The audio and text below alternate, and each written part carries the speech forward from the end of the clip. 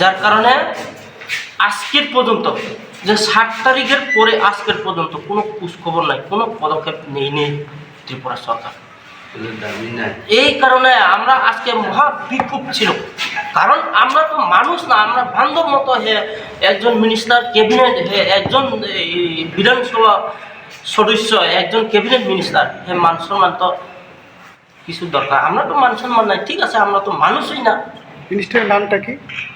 এই tribal welfare minister মাননীয় বিকাশ দেববর্মা মহোদয়। কত তারিখ বন্ধ যাইতেছেন আপনারা? এটা মানে গত ওই ডিসেম্বর 2025 ডিসেম্বর 22 তারিখে আমরা এই অবরোধ করে এরপরে 23 তারিখে মিটিং ডাকা হলো আর কি। এই মিটিংয়ের জন্য আমরা উপস্থিত, তাইলে উপস্থিত থাকতো না পারে, তাইলে তো আমরা একটা জানিয়ে দেবো আমরা আজকে হইতো না মিটিং, পরবর্তী সময় মিটিং করবো, ঠিক আছে, আমরা এটা মানি।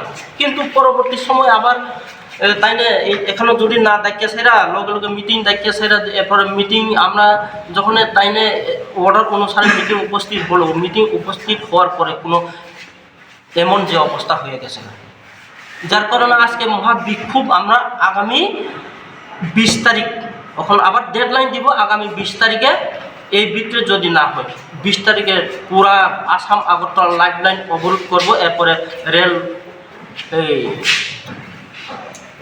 ট্রেন লাইন অবরোধ করবো, 2টা জাতীয় সড়ক। কতদিনের জন্য?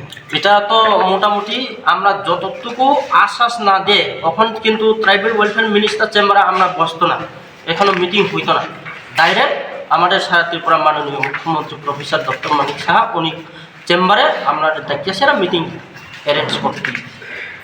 যদি না হয় অনির্দিষ্টকাল আমরা মরলে মরো, বাঁচাও, দরকারই নেই। যার কারণে আমরা অনির্দিষ্টকাল আমরা এখন আন্দোলন বাধ্য হয়ে গেছি।